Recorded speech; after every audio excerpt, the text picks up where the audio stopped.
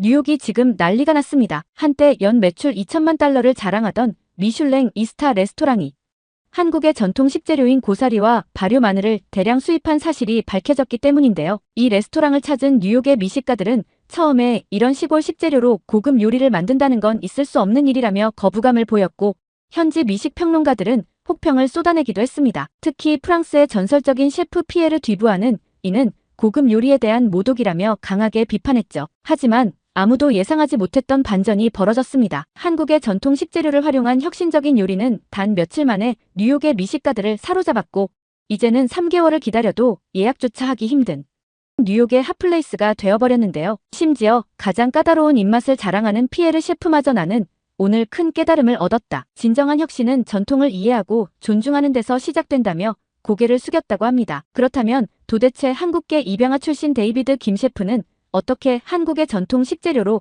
세계 최고의 미식가들을 사로잡을 수 있었던 건지, 그의 놀라운 이야기 함께 들으러 가보시죠. 저는 뉴욕의 미슐랭 2스타 레스토랑 오너 셰프 데이비드 김입니다. 제 한국 이름은 김태현이지만 이 이름을 알게 된 것은 얼마 전의 일이에요. 매일 아침 레스토랑에 도착하면 가장 먼저 예약 현황을 확인하는 것이 습관이 되었습니다. 하지만 오늘은 그 숫자들이 마치 블랙홀처럼 저를 집어삼킬 것만 같았어요. 지난 6개월간 예약률이 60% 이상 감소했다는 차트를 보고 있자니 가슴 한구석이 무너져 내리는 것 같더군요. 1991년 인천의 고아원에서 미국으로 입양된 후 저는 줄곧 뉴욕에서 자랐습니다. 제임스와 캐롤킴이라는 좋은 양부모를 만난 것은 제게 큰 축복이었죠. 하지만 초등학교에 입학했을 때가 가장 힘들었어요. 노란 머리카락과 파란 눈을 가진 친구들 사이에서 검은 머리와 까만 눈동자를 가진 제 모습이 거울에 비칠 때면 이상하게 마음 한구석이 쓰리고 아팠습니다. 너 중국에 맞지?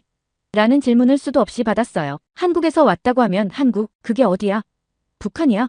라며 키득거리는 아이들의 목소리에 가슴이 내려앉곤 했죠. 결국 난 그냥 외국인이야 라고 대답하는 게 습관이 되었습니다. 그렇게 말하면 덜 아팠으니까요. 양부모님은 한국의 아름다운 문화와 역사를 이야기해주려 애쓰셨지만 그때의 저는 차라리 제 뿌리를 모르는 척, 잊은 척하고 싶었어요. 다른 아이들과 똑같이 취급받고 싶었고 제 발음을 지적하는 그들의 말에서 벗어나고 싶었습니다. 변화는 고등학교 시절 요리부에 들어가면서 시작됐어요. 칼을 잡고 재료를 다루는 시간만큼은 모든 고민을 잊을 수 있었거든요. 주방에서는 제 피부색도 생김새도 중요하지 않았습니다. 오직 맛있는 음식을 만들어내는 실력만이 의미가 있었죠. CIA를 졸업하고 미슐랭 스타 레스토랑들에서 경험을 쌓았어요. 28살이라는 젊은 나이에 제 이름을 건 레스토랑을 열었고 2년 만에 미슐랭 2스타를 받았습니다. 연 매출 2천만 달러를 자랑하는 뉴욕의 핫플레이스가 된 거죠. 하지만 지금은 깊은 슬럼프에 빠져 있어요. 2년 전 미슐랭 2스타를 받았을 때만 해도 제 인생이 정점을 찍은 것 같았는데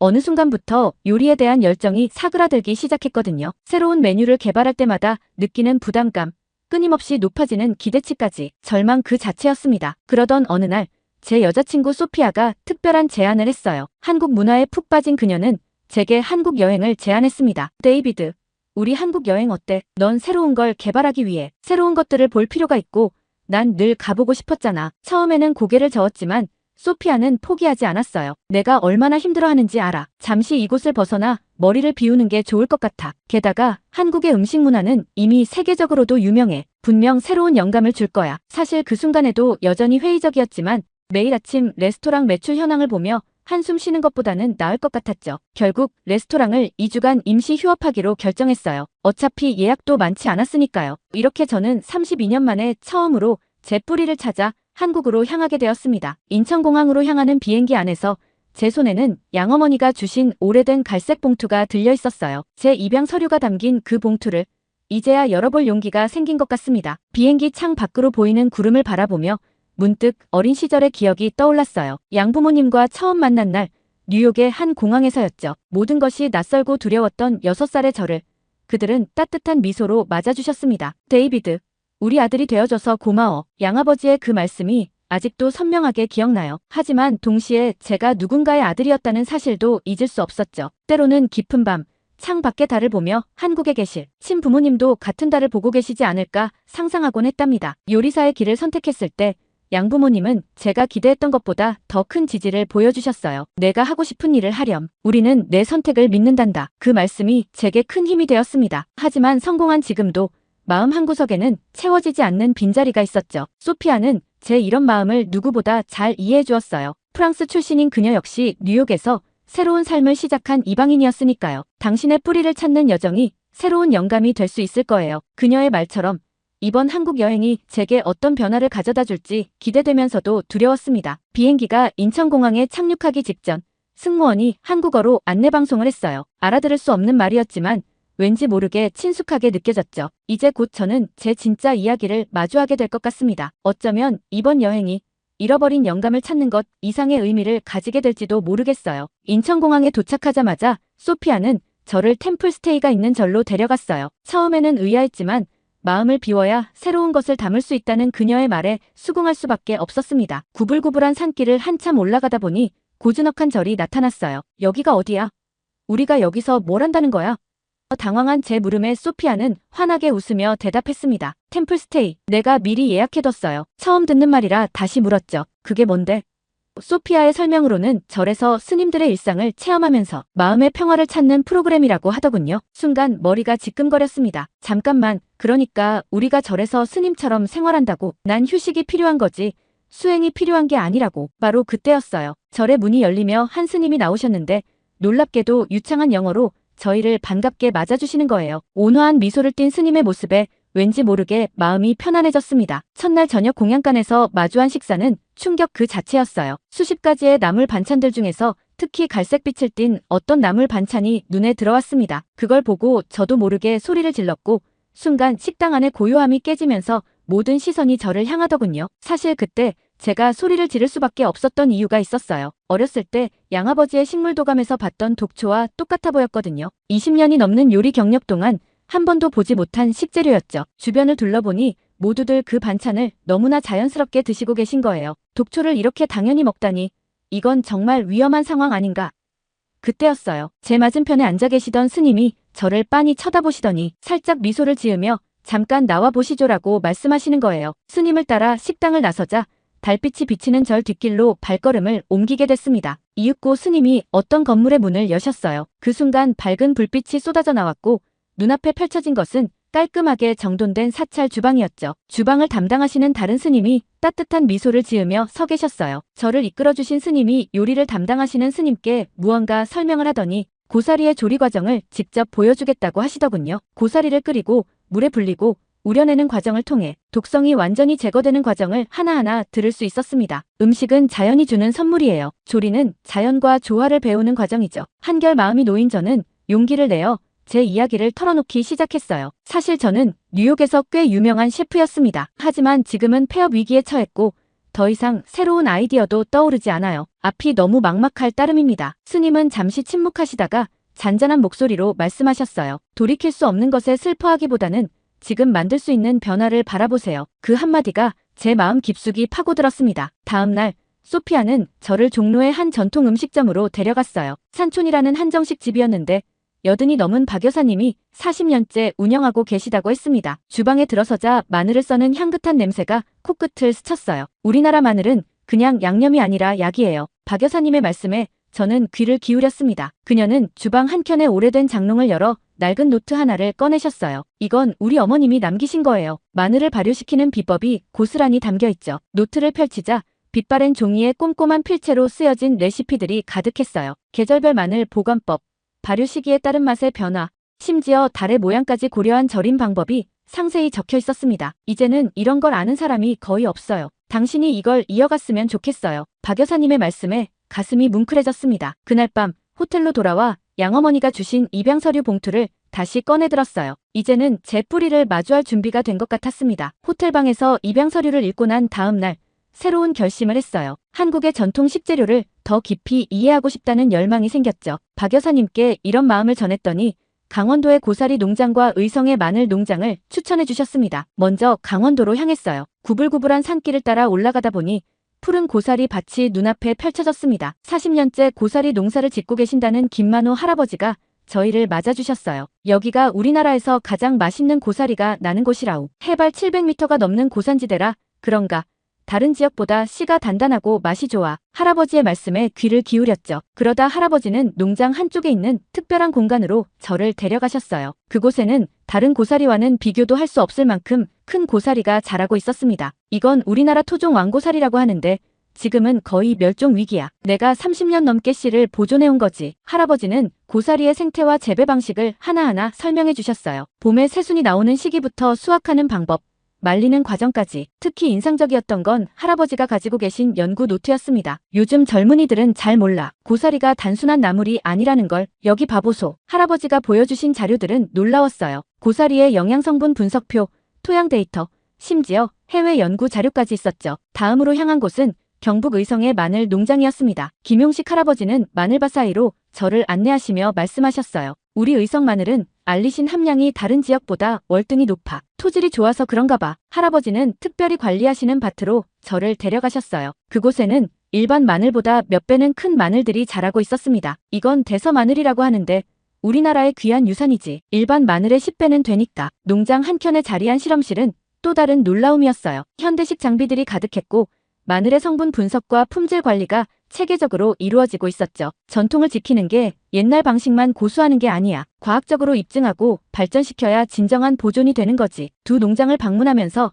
깨달은 게 많았습니다. 이분들에게 농사는 단순한 생계수단이 아니었어요. 우리의 전통을 지키고 발전시키는 소중한 사명이었죠. 특히 인상 깊었던 건 식재료를 대하는 태도였습니다. 자연이 주는 선물을 함부로 대하면 안 돼. 두 분 모두 비슷한 말씀을 하셨어요. 그동안 저는 식재료를 그저 요리의 재료로만 봤던 것 같아요. 하지만 이제는 각각의 식재료가 가진 고유한 이야기와 가치를 이해하게 되었습니다. 밤이 되어 서울로 돌아오는 길, 차창 밖으로 보이는 달을 바라보며 생각에 잠겼어요. 뉴욕에서 미슐랭 스타를 받았을 때는 제가 정상에 선 것 같았습니다. 하지만 지금 보니 그건 오만이었던 것 같아요. 진정한 요리는 자연과 전통에 대한 깊은 이해와 존중에서 시작되는 것이었죠. 소피아는 운전하면서 제게 물었어요. 어때요? 무언가 찾은 것 같아요? 저는 고개를 끄덕였습니다. 응. 내가 잃어버렸던 것을 찾은 것 같아. 이제 저는 새로운 도전을 시작할 준비가 되었어요. 한국의 전통 식재료로 새로운 요리를 창조해낼 자신감이 생겼답니다. 특히 김용식 할아버지께서 보여주신 마늘의 발효 과정은 정말 흥미로웠어요. 지하 저장고로 저를 데려가셨는데 그곳에는 수십 개의 항아리가 가지런히 정렬되어 있었습니다. 이건 1년 된 거고 저건 3년 된 거야. 시간이 지날수록 마늘의 매운맛은 줄어들고 감칠맛이 더해지지. 할아버지께서 가장 오래된 항아리 하나를 열어주셨어요. 새카맣게 변한 마늘을 보여주시며 설명을 이어가셨죠. 이렇게 발효된 흑마늘은 일반 마늘과는 전혀 다른 맛을 내. 서양 요리에도 잘 어울릴 거야. 고사리 농장의 김만호 할아버지도 비슷한 열정을 보여주셨어요. 고사리는 햇빛과 습도가 가장 중요해. 나는 매일 아침 이슬이 마르기 전에 밭을 한 바퀴 돌아 고사리가 어떤 상태인지 살피는 거지. 할아버지의 눈빛에서 농부가 아닌 과학자의 면모를 볼 수 있었습니다. 두 분 모두 자신만의 연구 일지를 가지고 계셨어요. 매일매일의 날씨 변화, 생육 상태, 수확량 등을 꼼꼼히 기록해 두셨더군요. 기록하지 않으면 경험이 지식이 되지 못해. 이 말씀이 제 가슴에 깊이 와닿았습니다. 서울로 돌아오는 길에 소피아가 물었어요. 두 분 할아버지와 이야기하면서 무슨 생각을 했어요? 저는 잠시 생각에 잠겼다가 대답했습니다. 한국의 전통 식재료에는 수천 년의 지혜가 담겨 있다는 걸 알게 됐어. 그리고 그 지혜를 지키고 발전시키는 분들의 진정성도 느낄 수 있었지. 이제 저는 제가 해야 할 일을 알았어요. 한국의 전통 식재료들을 현대적으로 재해석하여 세계인들의 입맛에 맞는 새로운 요리를 창조해내는 것. 그것이 제가 찾은 새로운 도전이었습니다. 뉴욕으로 돌아오자마자 저는 곧바로 새로운 메뉴 개발에 착수했어요. 한국에서 가져온 고사리와 마늘을 주방 한켠에 놓고 밤늦도록 레시피를 연구했습니다. 하지만 시작부터 난관에 부딪혔죠. 첫 번째 시도는 완벽한 실패였어요. 발효 마늘을 활용한 소스를 만들려다가 주방 전체에 마늘 냄새를 가득 채웠죠. 수석 셰프 마이클이 코를 막으며 말했습니다. 보스, 이건 좀 아닌 것 같은데요. 손님들이 도망갈 것 같아요. 하지만 포기할 순 없었어요. 김용식 할아버지의 말씀이 떠올랐거든요. 발효는 시간과의 싸움이야. 며칠 밤을 새워가며 발효 마늘의 농도와 비율을 조절했습니다. 20번째 시도 끝에 드디어 성공했어요. 마늘의 알싸한 맛은 줄이고 감칠맛은 극대화한 소스를 만들어낸 거죠. 고사리도 만만치 않았습니다. 뉴욕에서 구할 수 있는 고사리는 김만호 할아버지의 것과는 차원이 달랐어요. 결국 직접 수입을 결정했죠. 관세와 식품 허가를 받는 과정이 쉽지 않았지만 포기할 수는 없었습니다. 첫 메뉴는 발효 마늘 크림 소스를 곁들인 고사리 리조또였어요. 이탈리아 요리의 정석을 한국 식재료로 재해석한 거죠. 주방팀의 반응은 회의적이었습니다. 셰프, 리조또에 고사리라니요? 그건 좀. 하지만 제 확신은 흔들리지 않았어요. 고사리를 곱게 채 썰어 리조또 알갱이 사이사이에 숨겼고 발효 마늘 크림 소스로 깊은 맛을 더했죠. 한 스푼 맛본 마이클의 눈이 커졌습니다. 이건 뭔가 특별해요. 다음은 흑마늘 퓨레를 곁들인 양갈비였어요. 3년간 발효된 흑마늘을 퓨레로 만들어 양갈비와 함께 구웠죠. 처음에는 냄새 때문에 주방 스태프들이 피했지만 완성된 요리를 맛본 후에는 모두가 감탄했답니다. 가장 도전적이었던 건 고사리 디저트였어요. 모두가 미쳤다고 했죠. 하지만 김만호 할아버지께서 말씀하신 고사리의 은은한 단맛을 살려 초콜릿 무스와 조합했습니다. 여기에 발효 마늘 캐러멜을 더했고요. 첫 시식회 날 저희 레스토랑에 단골 손님들을 초대했어요. 그들의 반응이 두려웠지만 이제는 피할 수 없었죠. 첫 번째 코스가 나갔을 때 식당 안은 조용해졌어요. 모두가 의아한 표정으로 음식을 바라봤죠. 하지만 한 입, 두 입 먹어볼수록 손님들의 표정이 달라지기 시작했어요. 이건 정말 색다르네요. 마늘인데 전혀 부담스럽지 않아요. 고사리가 이렇게 맛있을 수 있다니. 특히 뉴욕타임스의 음식 평론가였던 제임스의 반응이 인상적이었습니다. 데이비드, 당신은 새로운 맛의 영역을 개척했어요. 이건 단순한 퓨전이 아닌 완전히 새로운 요리예요. 하지만 모든 반응이 긍정적인 것은 아니었어요. 일부 손님들은 여전히 낯선 맛에 거부감을 보였고 일부 평론가들은 너무 실험적이라며 혹평하기도 했죠. 하지만 이제는 이런 비판도 두렵지 않았어요. 밤늦게 주방을 정리하면서 문득 박 여사님이 주신 레시피 노트를 다시 펼쳐보았습니다. 그 안에는 이런 글이 적혀 있었어요. 새로운 것을 만들어내는 것도 중요하지만 전통의 맛을 잃지 않는 것이 더 중요하다. 이제 저는 매일 새로운 도전을 시도하고 있어요. 때로는 실패하고 때로는 성공하면서 저만의 요리 세계를 만들어가고 있답니다. 한국의 전통 식재료들은 제게 무한한 영감을 주는 보물이 되었어요. 그리고 이제는 알겠습니다. 제가 찾던 새로운 맛은 결국 제 뿌리 속에 있었다는 것을요. 한 달 동안의 실험 끝에 완성된 새로운 메뉴판에는 총 12가지의 코스 요리가 담겼어요. 각각의 요리에는 저만의 스토리가 담겨 있었죠. 산사의 아침이라 이름 붙인 식전 요리는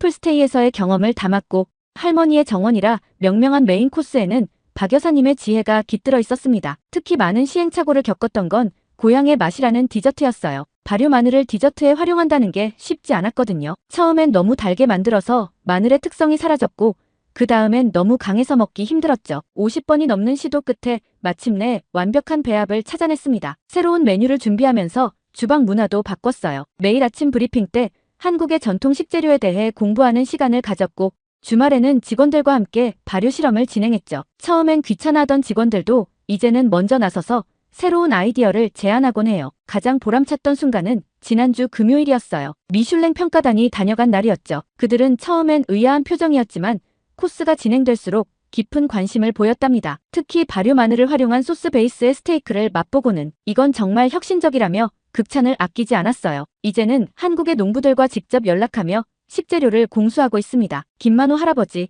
김용식 할아버지와는 매주 화상통화로 근황을 나누고 조언을 구하죠. 그분들의 이야기 하나하나가 제게는 새로운 영감이 되고 있어요. 매년 연말이면 뉴욕의 유명 레스토랑들이 모여 다음 해의 트렌드를 결정하는 뉴욕 퓨처 테이스트 행사가 열립니다. 올해는 특별히 제가 심사위원장을 맡게 되었어요. 하지만 그 자리에서 예상치 못한 일이 벌어졌죠. 프랑스의 전설적인 셰프 피에르 뒤부아가 깜짝 등장한 겁니다. 미슐랭 3스타 레스토랑 메종 드 피에르의 오너 셰프였던 그는 이제 세계 식문화 트렌드를 좌우하는 권위자예요. 그의 한마디가 레스토랑의 운명을 결정할 수 있을 정도죠. 처음에는 기뻤어요. 제가 존경하는 셰프가 직접 제 레스토랑의 요리를 맛보게 될 테니까요. 하지만 그의 첫마디는 충격적이었습니다. 한국 식재료로 고급 요리를 만든다고? 그건 불가능해. 피에르가 제 고사리 리조또를 한 입 맛보고는 말했어요. 마늘은 향신료일 뿐이야. 주연이 될 수 없어. 당신은 요리의 기본을 잊은 것 같군. 순간 주변이 조용해졌어요. 모든 시선이 저를 향했죠. 저는 깊게 숨을 들이마셨습니다. 셰프님, 제가 한 가지 제안을 드려도 될까요? 다음 주 열리는 신메뉴 경연대회에서 한번 겨뤄보는 건 어떠신가요? 피에르의 눈썹이 꿈틀거렸어요. 재미있군. 좋아. 하지만 조건이 있어. 내가 정한 고급 식재료와 당신의 한국 식재료를 동시에 사용해야 해. 심사는 미슐랭 평가단이 직접 맡도록 하지. 도전은 시작됐어요. 일주일 동안 저는 거의 잠도 자지 않고 레시피를 연구했습니다. 김만호 할아버지께 급하게 연락드려 최상품 고사리를 보내주시기를 부탁드렸고 김용식 할아버지의 3년산 발효 마늘도 특별히 분양받았죠. 대회 당일 피에르는 트러플과 푸아그라 같은 최고급 식재료를 가져왔어요. 반면 제 테이블에는 고사리와 마늘, 그리고 한국에서 공수한 전통 장류들이 놓여 있었죠. 저것들로 뭘 만들 수 있다고 생각하시나요? 한 심사위원이 피에르에게 귓속말로 물었어요. 피에르는 코웃음을 치며 대답했죠. 기껏해야 시골 할머니의 나물 요리겠지. 하지만 저는 흔들리지 않았어요. 제가 준비한 첫 번째 요리는 산사의 아침 이슬이었습니다. 고사리를 데치고 곱게 채 썰어 트러플 리조또의 베이스로 활용했죠. 발효 마늘 크림 소스로 감칠맛을 더했고 그 위에 피에르가 가져온 트러플을 얹었어요. 심사위원들의 표정이 조금씩 바뀌기 시작했습니다. 이건 예상과 전혀 다르네요. 고사리의 식감이 트러플과 완벽한 조화를 이루고 있어요. 메인 디시는 할머니의 정원이었어요. 푸아그라를 발효 마늘 퓨레로 감싸고 그 위에 고사리 튀김을 올렸죠. 한국의 전통과 프랑스의 고급 식재료가 하나로 어우러진 순간이었습니다. 피에르의 표정이 굳어졌어요. 그의 요리는 완벽했지만 너무나 전형적인 프렌치 요리였거든요. 반면 제 요리는 심사위원들에게 새로운 충격을 안겨주었답니다. 이건 단순한 퓨전이 아니에요. 수석 심사위원이 말했습니다. 한국 전통 식재료의 본질을 살리면서도 현대적인 해석을 더한 혁신적인 요리네요. 결과 발표 시간 한 표 차이로 제가 우승을 차지했어요. 피에르는 한동안 말없이 서 있더니 천천히 제게 다가왔습니다. 사실 저도 당신의 요리가 정말 맛있고 특별하다는 것을 알고 있었어요.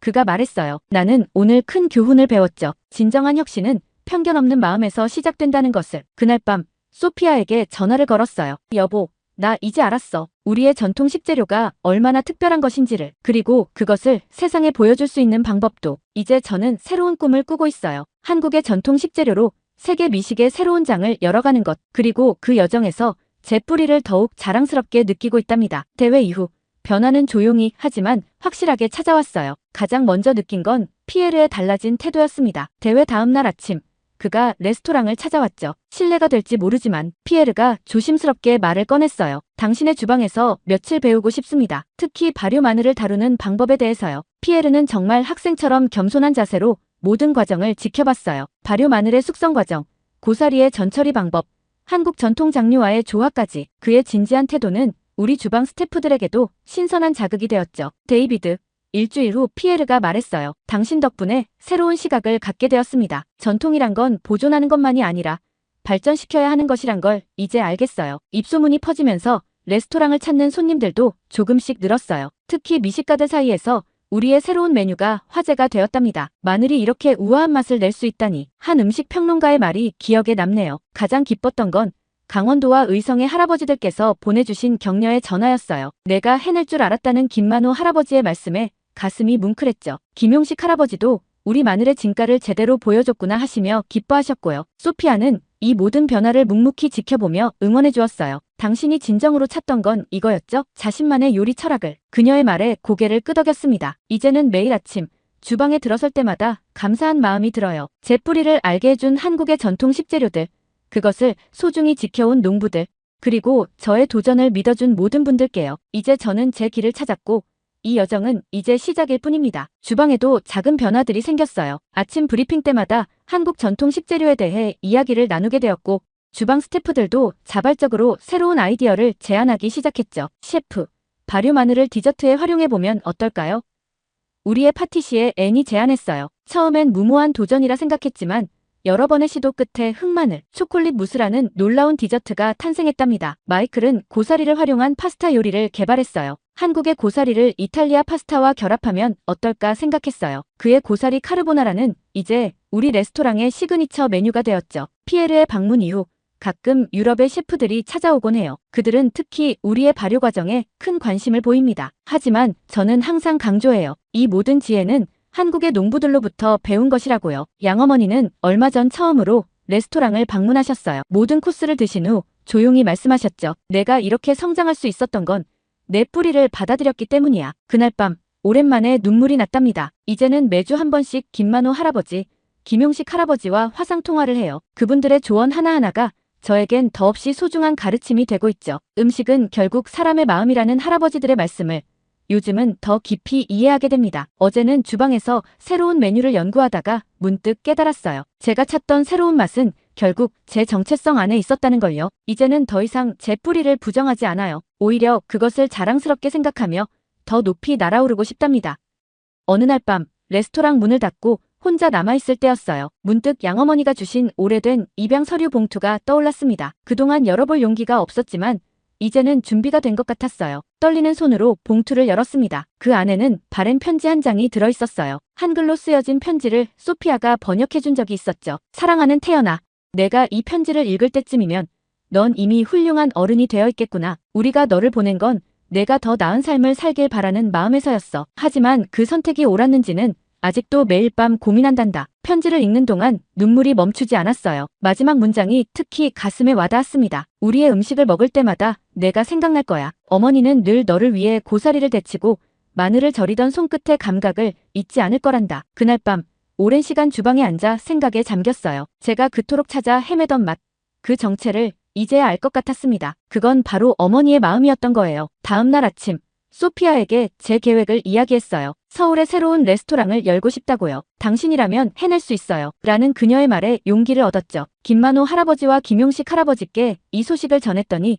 두 분 다 기뻐하셨어요. 내가 우리의 맛을 세계에 알리는 다리가 되어주면 좋겠다는 말씀을 해주셨죠. 서울 레스토랑의 이름은 태연으로 정했어요. 제 한국 이름이죠. 뉴욕의 메종 데이비드가 제 현재라면 태연은 제 뿌리가 될 거예요. 어제는 처음으로 입양인 모임에 참석했어요. 제 이야기를 들려달라고 해서 요리를 통해 제 정체성을 찾아가는 과정을 이야기했죠. 놀랍게도 많은 분들이 공감해 주셨어요. 음식은 단순한 먹거리가 아니에요. 그것은 우리의 역사이고 문화이며 정체성이죠. 저는 이제 그것을 자랑스럽게 생각합니다. 다음 달이면 서울로 떠나요. 새로운 도전이 기다리고 있죠. 이제는 두렵지 않습니다. 제 뿌리가 얼마나 단단한지 알게 되었으니까요. 양부모님은 제 결정을 지지해 주셨어요. 내가 찾은 길이라면 그게 바로 옳은 길이야. 양아버지의 말씀에 든든함을 느꼈습니다. 뉴욕의 레스토랑은 마이클이 맡아주기로 했어요. 셰프가 가르쳐주신 한국 음식의 철학을 잊지 않겠습니다. 그의 말에 믿음이 갔죠. 이제 저는 매일 아침 거울 속의 제 모습을 자랑스럽게 바라봅니다. 더 이상 검은 머리와 까만 눈동자가 부끄럽지 않아요. 그것은 제 정체성의 일부이고 저를 특별하게 만드는 것이니까요. 서울행 비행기표를 예약하면서 생각했어요. 이제 제가 한국의 맛을 세계에 알리는 다리가 되어 우리의 전통 식재료가 가진 가치를 더 많은 사람들과 나누고 싶습니다. 어쩌면 이게 제 운명이었을지도 모르겠어요. 입양이라는 아픔을 통해 오히려 두 개의 세계를 이해하고 그것을 음식으로 연결하는 사람이 된 것처럼요. 이제 저는 압니다. 진정한 맛은 정체성에 대한 자부심에서 시작된다는 것을. 그리고 그 여정은 이제 막 시작되었다는 것을요. 오늘의 사연은 여기까지인데요. 오너 셰프 데이비드 김님의 사연 감사합니다. 구독과 좋아요 감사드리며 다음 영상으로 찾아뵙겠습니다.